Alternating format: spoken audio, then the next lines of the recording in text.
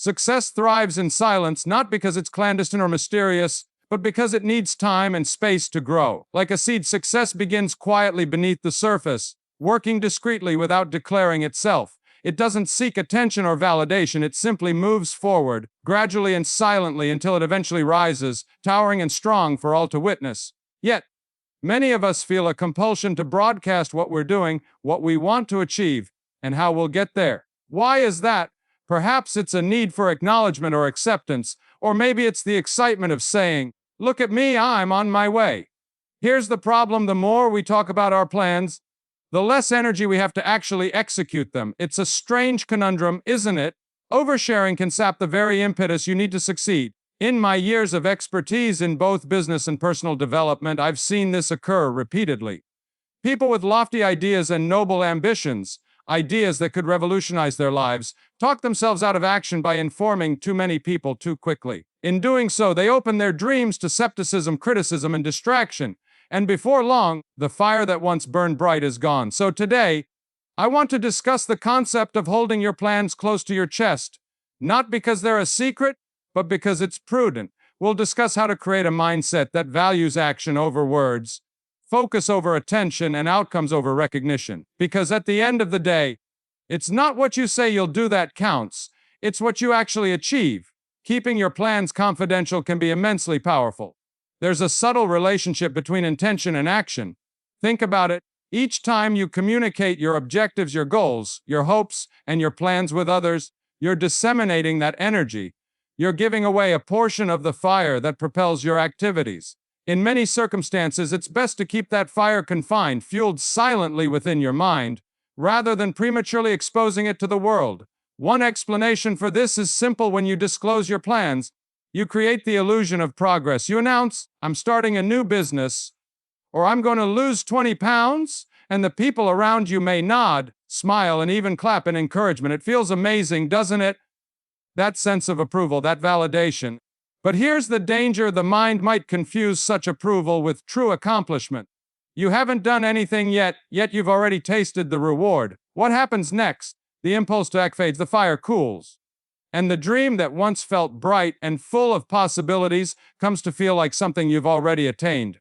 In your mind, you slip into a comfortable condition, deferring the difficult work, the real work that makes your aspirations a reality. This is how dreams die, locked in the cradle of good intentions. Now, some could argue that revealing your plans is useful, that it helps hold you accountable. Accountability does have its place, but only with the right people and at the right moment. Not everyone who listens to your plans will understand them. Some may mistrust your motives or doubt your ability. They might not speak it, but their cynicism will stay in the air, casting a shadow on your ambition. And if you're not careful, that shadow might sneak into your own psyche. Suddenly, you're second-guessing yourself, wondering if they might be correct, if your concept isn't as fantastic as you once imagined. I'm not saying you should never discuss your ideas. Far from it. The aim is to share them judiciously, thoughtfully, and only when the timing is perfect. You must safeguard your vision in its early phases, like a gardener covering new seedlings from frost. Share your plans with those who will foster them, not those who might trample on them. Seek for mentors or close friends who sincerely want to see you succeed. But even with them, keep the specifics to a minimum. Don't convert your ideas into a spectacle before they've had the chance to mature. Another essential factor is the element of surprise. There's genuine value in doing the unexpected, in allowing your outcomes speak for themselves. Picture this: you've been quietly working on a project for months, maybe even years. You haven't said a word to anyone outside your trusted circle. Then one day, you expose it to the world, a finished product, a completed objective, a brilliant achievement. The impact is significantly more substantial than if you'd been talking about it all along, dropping hints and previews. People will wonder at what you've accomplished because it came out of nowhere. It's a reminder that action always speaks louder than words. Years ago, I knew a young man who dreamed of beginning his own firm. He was full of ideas and energy, and he couldn't wait to tell everyone about it. At every opportunity, he would go on and on about his ambitions, about how successful he would be, about how his life was about to change. People listened quietly, but over time, their distrust deepened. Why? Because months went by and nothing changed. The more he talked, the less people believed in him. Eventually, he stopped believing in himself. Contrast that with another man I know, a farmer from the Midwest. He had a desire to convert his little family farm into a profitable enterprise. But instead of talking about it, he simply got to work. He read books, studied successful farmers. He worked silently, never disclosing his plans. He let his outcomes speak for themselves. When the time came to sell his crops, he shocked everyone with the quality and abundance of his harvest. How did you do it?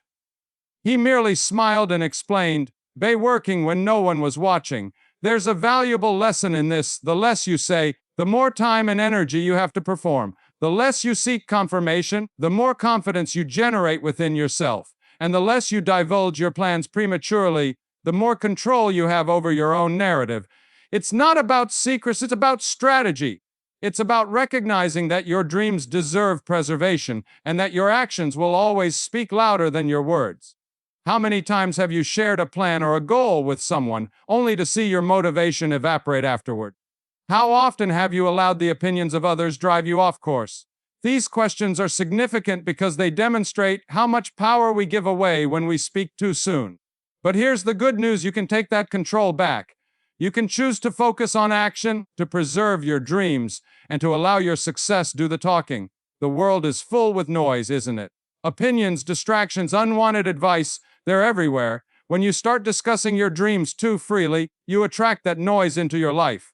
You open the door to criticism, uncertainty, and even envy.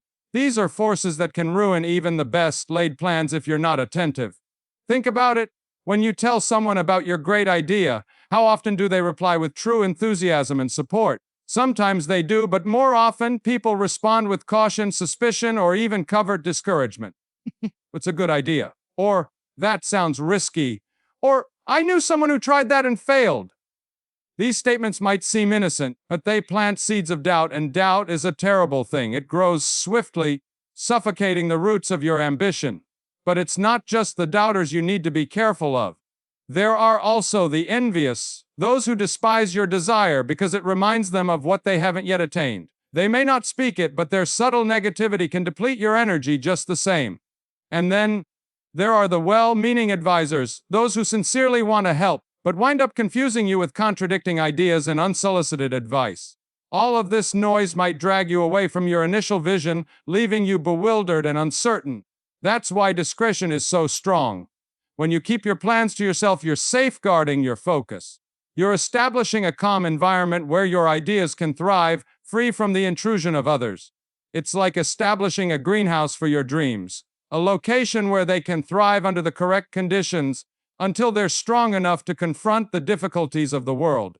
It's crucial to start developing momentum. Momentum is a priceless force. It's the forward motion you generate when you take continuous, focused effort toward your goals. And here's the key: momentum thrives in silence. When you're focused on performing the work rather than talking about it, you develop a rhythm. Every modest step you take encourages the next one, and before long, you've made substantial progress. But when you communicate about your plans too soon, you interrupt that rhythm. You transfer your concentration from action to explanation, from doing to justifying. Every second you spend explaining yourself is a moment you're not moving forward. It's like trying to drive a car but continually stopping to explain to people where you're headed. You lose speed, and even worse, you lose the sense of purpose that comes from keeping in motion. Let me relate another tale that highlights the power of momentum and judgment. A buddy of mine had always dreamed of publishing a book, and he was determined to make it happen. But rather than exposing his aspirations to the world, he secretly set a goal to write 500 words a day every day until the book was done. He didn't tell anyone, not even his closest pals. He merely toiled day in, day out, in quiet. Months later, when he was finished, he shared it with a select circle of trusted people. Their reaction was sheer admiration, not only because the work was good, but because he had achieved it without seeking attention or affirmation. When the book was published, it was a success, not because of any major announcements, but because the material spoke for itself. Now, let me tell you about another buddy of mine, someone who was just as passionate about writing, but instead of doing the work, he spent months talking about his ambitions.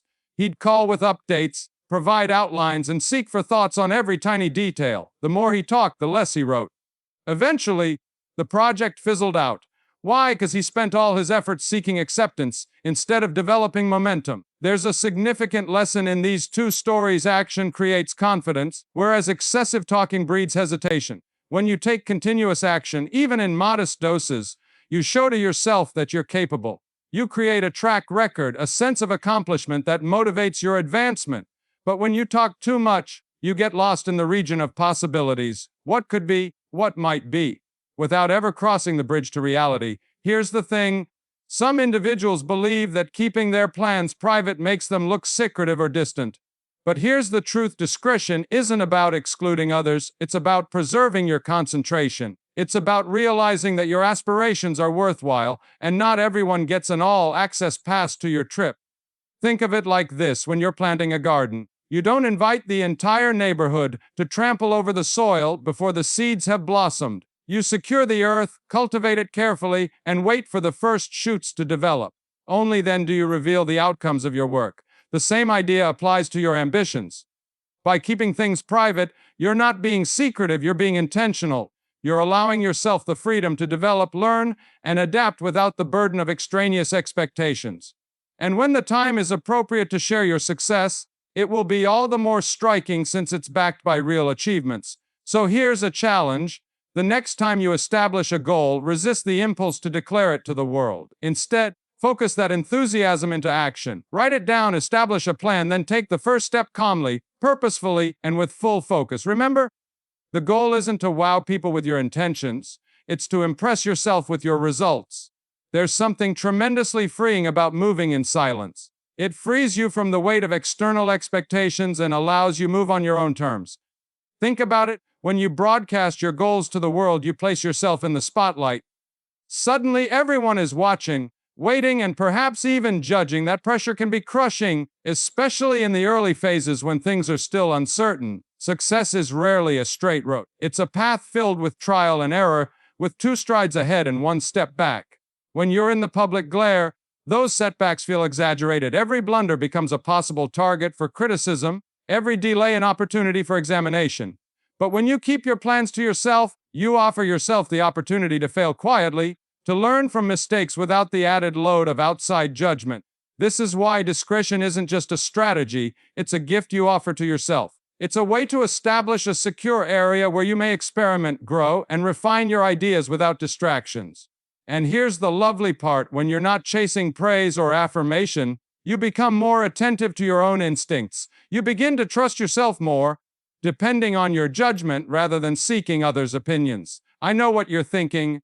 Isn't feedback important? Don't I need input from others to better my ideas? Yes, feedback is invaluable. But it has to come at the right time, from the right people.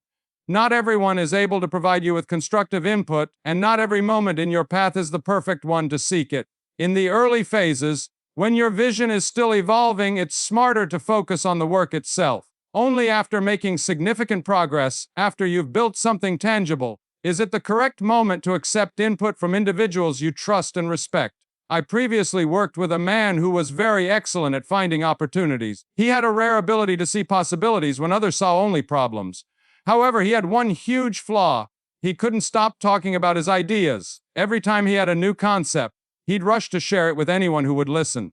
The result, more often than not, someone else would act on the notion before he did. By announcing his plans too early, he took up his edge. There was another businessman I knew, quiet and unassuming, who rarely discussed what he was working on. He wasn't flamboyant or pompous, but he had a tremendous capacity to execute. While others were busy chatting, he was busy building. When he eventually showed his work, it was always impressive, thoughtful, polished, and ready for the public. He didn't need to publicize his objectives because his outcomes screamed far louder than words ever could. This takes us to an important principle. Results are your best advertisement. When you achieve something substantial, others will notice without you having to say a word. Your achievements will automatically attract attention, and that attention will be far more valuable than anything you could have acquired by prematurely talking about your goals.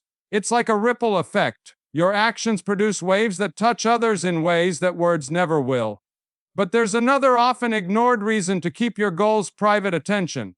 When you share your thoughts with others, you're not just giving away your energy, you're inviting diversions. People will start asking questions, providing comments, and expressing their own ideas, tugging you in different ways.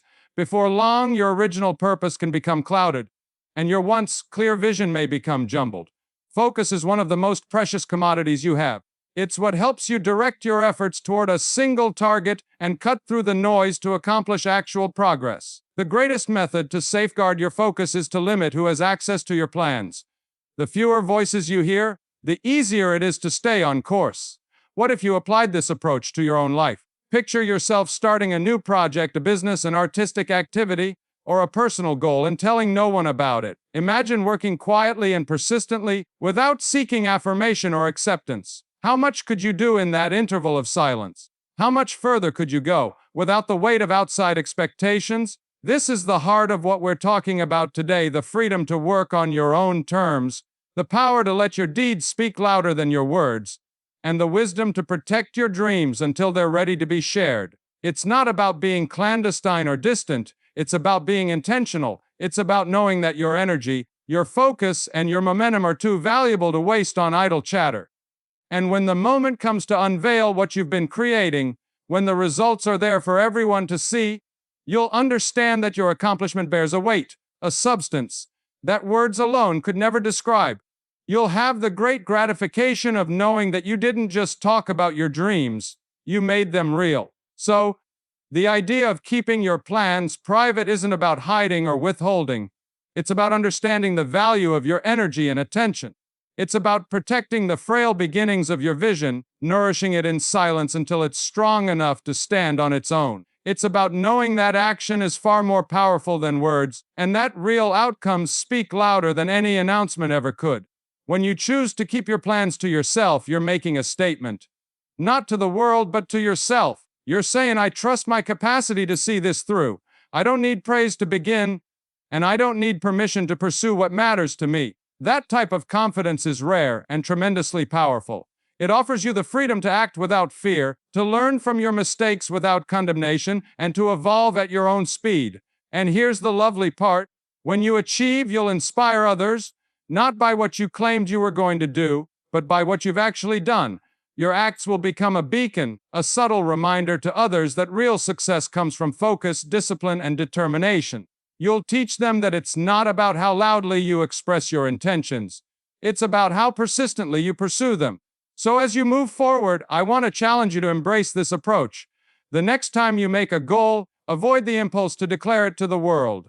Instead, write it down, establish a strategy, and get to work. Let your actions do the talking, and let your outcomes be the proof. Trust that when the time is right, the world will notice, and when they do, it'll be because you earned it. Remember, success doesn't need to shout. It doesn't need a spotlight or a stage. It grows silently, methodically, in the moments when no one is watching. So guard your dreams, nurture your focus, and let your deeds speak for themselves. That's the path to real success, and it's a path worth walking.